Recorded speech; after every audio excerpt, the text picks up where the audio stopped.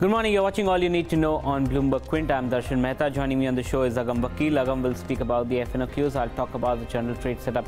And the trade setup currently doesn't look bad at all. Most of the American markets ended with a positive bias. The Asian markets are doing well. And the SGX Nifty's come off the highs of the day, still below the 10,400 mark, but they're nevertheless trading with a positive bias. As far as the ADR is concerned, no major cues coming in. The Dr. Reddy's ADR gained 1.5%. ICICI was weak. It was down almost 0.5%. Apart from it, it was rather lackluster as far as the entire ADR space was concerned. Crude is trading lower for the third straight session. The WTI is trading below the $58 barrel per mark, and this comes in ahead of the key OPEC meets that will happen through the week. Commodity picture, base metals are trading weak at the end on LME. Copper and nickel are down almost 2%. Aluminium is also down close to 1.5%. Lead is down 1.5%. Zinc is also down 1%. The only exception is tin. Tin is up almost 0.1%, which is very, very negligible. Weak start to commodities in China also. Most of the commodities are not doing well. Aluminium is down 1.5%. Copper is down almost 1% in China currently. Rubber is the only exception, which has gained almost 0.5%. Iron ore is down almost 0.3%. So that's the broad commodity cues that we're getting. Gold is traded muted for the second session in a row. So that's what we're getting as far as gold is concerned. FIs were net biased to the tune of 12 crores in the cash market. This is the provisional data, not the actual data that comes in on an NSDL or CDSL the day after. DIs have sold in almost 428 crores. So if you're looking at the actual number on a month-to-date basis from NSDL, FIs have bought in close to 20,000 crores in the cash market this month only, and DIs have bought in almost 7,600 crores in the cash market this month. So significant amount of almost close to $4 billion of buying has already happened in the markets. Nifty has finally managed to snap the 8-day winning streak that was there with a downtick of almost 30 points. You had these counters which saw significant amount of selling. So the Nifty PSU Bank Index, the Nifty Oil and Gas Index, and the Nifty Infra Index were the ones that were trading rather weak. What did well in trade? You had counters like the Nifty Free 100. This is the mid cap, and the small cap did extremely well. The Nifty was down in trade. So overall, the broader markets managed to outperform. Finally, the Nifty was down almost 30 points. What contributed? HDFC Bank, Maruti Suzuki, and IndusInd. Infosys, Reliance, and ICICI Bank contributed negatively. ITC has been weak over the past few days. But Agam, what's the FNOQ like? What's the rollover situation also? Well, Darshan, we have seen rollovers pick up. Naturally, we are looking at expiry tomorrow, but when it comes to the Nifty, again, consolidation continues. So as you can see, we really haven't seen too much change in open interest. November series naturally will see unwinding, considering we are heading towards expiry. So we have seen a decline of nearly 9% in open interest. Coming to the Nifty Bank as well, the situation is not very different. We've seen unwinding of 11% in open interest, while the index itself declines by as much as 0.2%. And moving in, the VIX continues to gyrate between 13 and 14, not too much to speak for. And, you know, on the other hand, we have seen some big changes when it comes to the put-call ratio. So that has now fallen to around 1.3. However, as I was mentioning about the rollovers, that stands at around 39%. Well, largely in line with what we've seen in terms of the average of the previous 3 months. So we'll be watching out for that. And moving in terms of the big changes in open interest, predictably, we have seen more writing in the 10,400 and 10,500 calls, and unwinding in the 10,400 and 10,300 puts, considering the fact that the Nifty did edge slightly downwards. But in terms of big changes, well, Just Dial moves out of the ban, and we'll be watching out for several other stocks like IGL, which has, well, seen some amount of unwinding, but across the series, we are looking at longs. So we'll be watching out for that as we move into today's day of trade.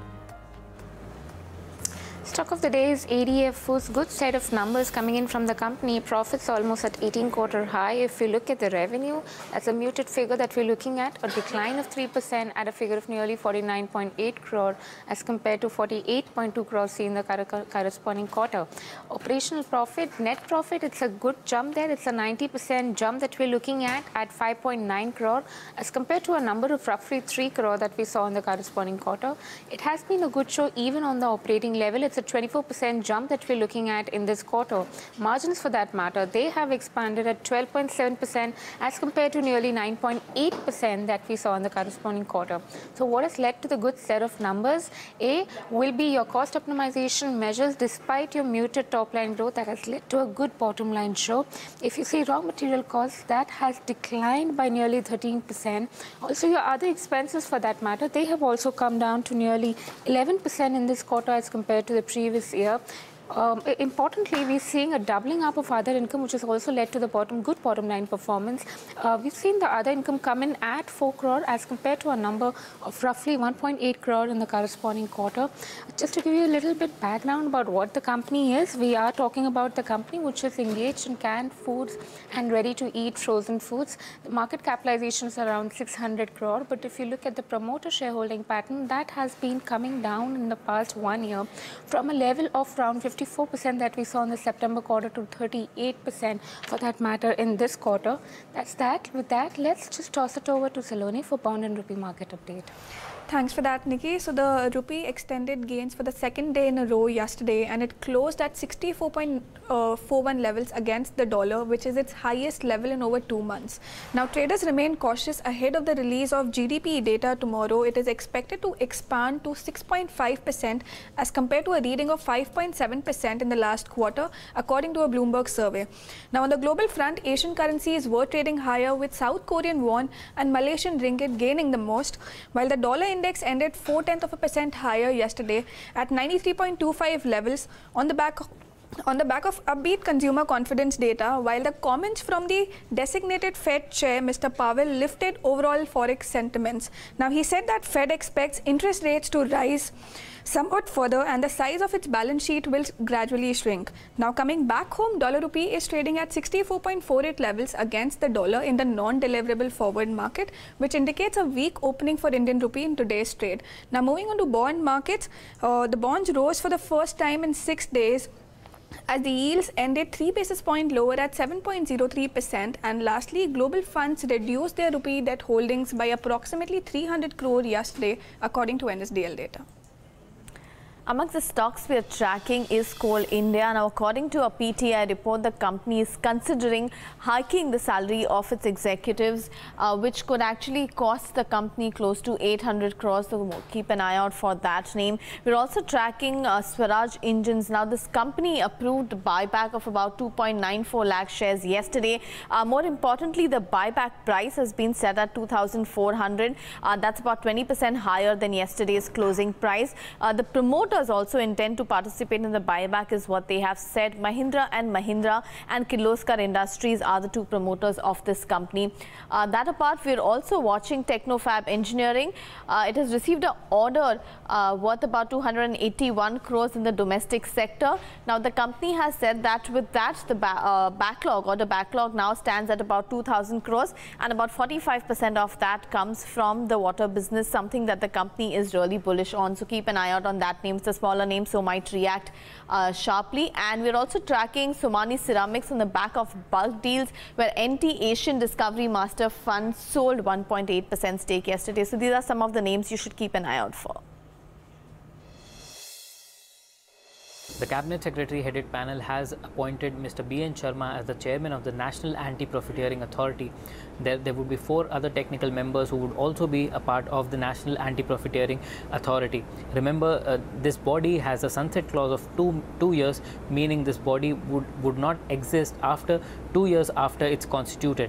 Now, just to give a background how the anti-profiteering mechanism would work, there are state-level screening committees which would consider complaints received from consumers at the local level, and there's a standing committee which would consider complaints received at the national level.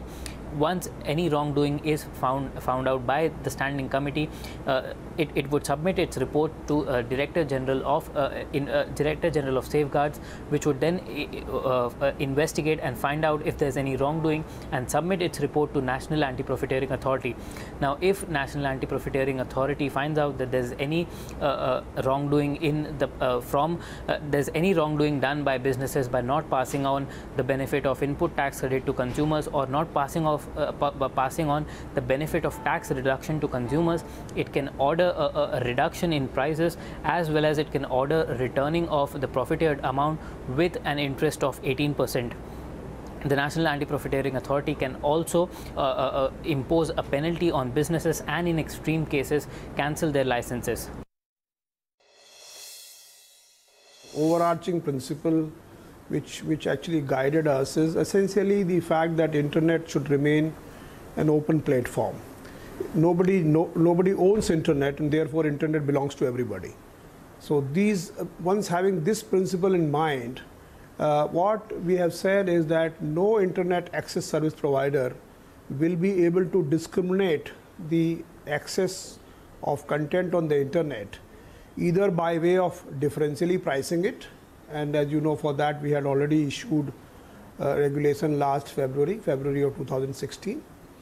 Then no internet service provider will also be able to do a discrimination in terms of providing fast lane, throttling, or blocking the content. You have said no discriminatory treatment whatsoever, but you've made two exceptions to that. One is for specialized services and one is for critical services or critical IoT services, if I may call it that. So can you lay out the principle behind both of these two and when the definitions will be clear? Yeah, sure. You see, the point is that once you are saying that there shall be no discrimination, this is the overarching principle. Now, obviously, there will be exclusions to that principle. Exclusion as in, certain services may be using the internet protocols, but they may not be, using the public internet. For example, as you know, the public internet is on the best effort basis. And there may be certain services where you have the quality of service specifications done because they are so critical by their very nature. And therefore, they have to be excluded from the provisions of these sort of stipulations of net neutrality. So these are some of the things which should remain outside the purview of net neutrality.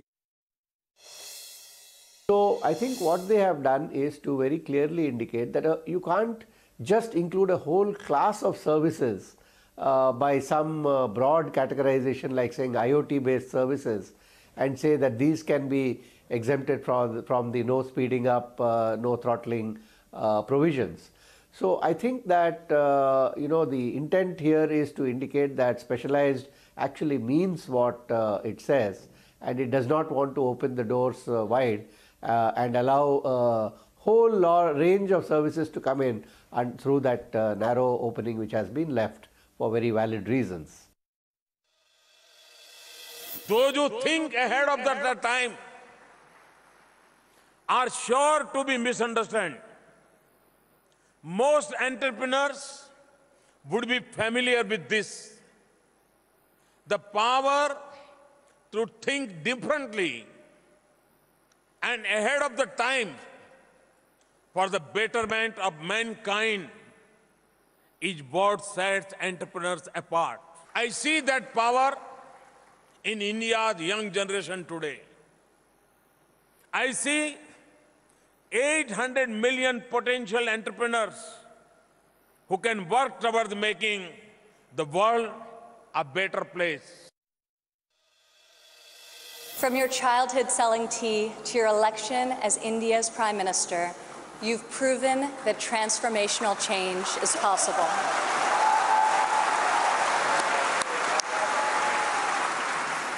And now you're bringing that promise to hundreds of millions of people across your country. Thank you. As President Trump said earlier this year, India has a true friend in the White House. It's incredible to be in this ancient city brimming with transformative technology. Now, your tech centers may even outshine your world-famous biryani.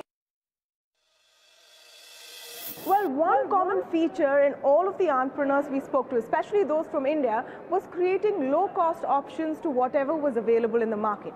And here comes our next innovator, someone who has created a 5D machine available at the fraction of a cost of his Chinese counterpart. This is the world's first hybrid manufacturing machine. So it's capable of both subtractive manufacturing and 3D printing as well. But 3D printing in a new manner, which is happening on 5 different axes. And we are the first Indian company to have won the CES Best of Innovation Awards just for this machine. So the applications of this can be in the wearable electronics market, the aviation sector, the aerospace industry, the automobile industry, the medical industry. So this is a 3D printer? It is a 5D printer is what we have called it, and that's also by the name of which we filed our patents, because the regular 3D printers operate only on 3 axes, and that restricts a lot of capabilities of the machine. Whereas this machine does not restrict any designer's thought flow on what he wants to make or how he wants to make it. So what's the next big thing coming out of your innovation, and what are you expecting from GES? So from GES, I'm stoked to meet different kinds of entrepreneurs from across the world. Hopefully sign on a couple of distributors in different parts of the country. The next big thing for us is being present at the Consumer Electronics Show in Vegas in January. And over there as well, we'll be showcasing this product. And we're also launching another 5-axis machine in a couple of months from now. So we hope that's a new big thing, because that's going to redefine the manufacturing industry. Because this machine that you see right now, at this scale, anything in the industry which is comparable is at least the size of this entire platform. We've shrunk the machine to such a small size over a year of hard work. Cost-wise, how does it compare to what is in the market? It's at least 40% lesser, 40 to 60% lesser than whatever you get in the market. So any 5-axis machine you see in the market right now starts from, the Chinese machine started somewhere around 40 lakhs, and the better ones go up all the way up to 2 crores. And we are pricing ours at roughly around 15 lakhs. On brokerages, first we have is Jefferies on Britannia. Now they have initiated a hold rating on the stock with a target price of 4,850. Now they're expecting a pickup in the rural business of Britannia because of the efforts taken in the distribution side over the past few years. Now they're saying that the two consolidated volume, revenue and EPS would grow at a compounded annual growth rate of 8%, 11% and 16% over FY17 to FY20 for Britannia. Now they're saying in the last 5 years, EBITDA margins of the company have improved by around 800 basis points, and on the back of this they're saying that going forward there will be limited margin expansion, and also the promotion costs have increased for the Britannia, which would also limit the margin expansion going forward. Rising share in the in-house production and entry into new segments would keep the return on capital employed at lower levels because of the higher capital expenditure intensity. Now they are saying that the return on capital employed would contract to 30% by financial year 2020 from 35% in financial year 2017. Now they have initiated a hold rating because according to the brokerage, the current valuations have factored in the expected growth potential. Now they also have a bull case target price of 6,200, where they're expecting the company's volume, revenue and EPS to grow at a CAGR of 12%, 16% and 23% over FY17 to FY20. Second we have is Motilal Oswal on Alchem Lab. Now they have upgraded the stock to buy from neutral and have hiked the target price to 2,500 from 1,950.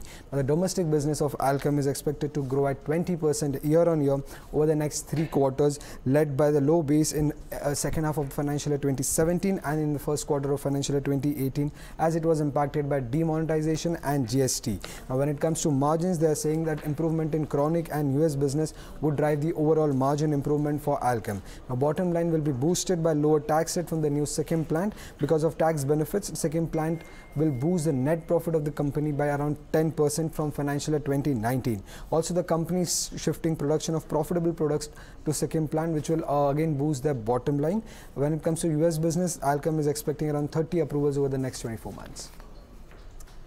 But there's a lot to talk over the course of the day, and you will find all the live market action on Bloomberg Quint. There are also a few stories that you should consider reading on the website bloombergquint.com. Here they are. Pakistan has failed to stop terrorists crossing its borders into Afghanistan, even as it has made progress against those who attack inside the country, the top US general in the region said. And senior IAS officer Pradeep Singh Kharola has been appointed as the new chairman and managing director of the disinvestment-bound Air India. Kharola would take over as the chairman and managing director of the flagship carrier from Rajiv Bansal, who was given an extension only last week. Let's also listen in to Shrikant Chauhan of Kotak Securities and Ruchit Jain of Angel Broking on the road ahead as far as the Nifty is concerned. I think, see, for Nifty, 10,300 is going to act as a very good support because a lot of open interest is standing over there, and 10,400 is the strike price where a lot of call writers are there. So I think between these only we are expecting expiry to come. But the way the formation is there and the way yesterday there was recovery and today the fall was there, I think the market is like just spending a time and it will close very close to the upper band of 10,400. That's the view because Bank Nifty is also doing well and Bank Nifty is specifically into breakout mode. There we are expecting 26,200 is the level to watch out for maybe by the end of this month or expiry. Probably, I think in tomorrow's trading session we may also see same range bound trading happening. 10,300, as Srikanth also maintained, is a very crucial support technically as well as on the derivatives front. It is the strike with the highest open interest inputs, and on the higher side 10,410, which is the 78.6% retracement of the recent corrective move, and where the markets have been also taking resistance. So I think for index to trade in the index, whether it's before expiry or after expiry, if it gives a breakout either above 10,410 or below 10,300, then only one has to take a directional bet. And with that, it's a wrap on this edition of All You Need to Know. Indian Open is up next. Stay tuned in a Bloomberg Quint.